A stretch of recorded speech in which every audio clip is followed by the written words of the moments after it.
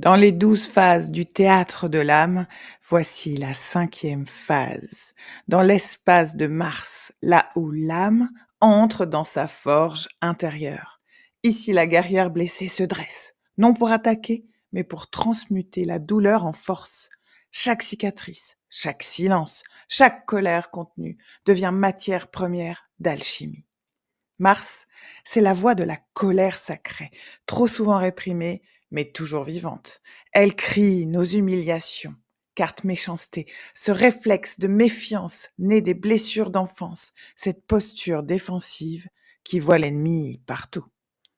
Elle expose nos procès intérieurs.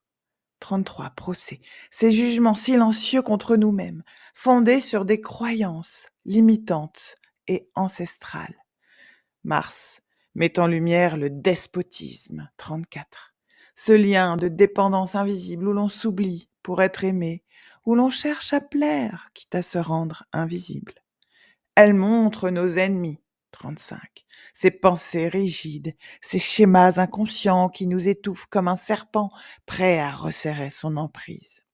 Elle révèle les pourparlers, 36, où la blessure de rejet se rejoue dans les mots qu'on n'a jamais osé dire et dans ceux qu'on interprète comme une attaque. Puis vient le feu, 37, ce miroir brûlant de nos colères non exprimées, ce coq orgueilleux qui réveille l'ego blessé. C'est la carte de l'autosabotage, celle qui nous dit ce qui te dérange chez l'autre est peut-être ton reflet. Et enfin, l'accident, 38, la tour de Babel qui s'effondre sous le trop-plein, le burn-out, les douleurs du corps, les crises brutales. Autant de signaux que l'âme envoie pour nous dire « il est temps, ne t'abandonne plus ». Mars ne cherche pas la guerre, mais la réconciliation avec soi-même. Elle tend l'épée, non pour blesser, mais pour trancher les vieux contrats avec la souffrance, les vieilles croyances inutiles, les rituels non justifiés, libérer l'énergie bloquée, oser dire non, poser ses limites et renaître aligné, lucide et courageux. La vraie puissance n'est pas dans le fracas, elle est dans l'intégration du feu.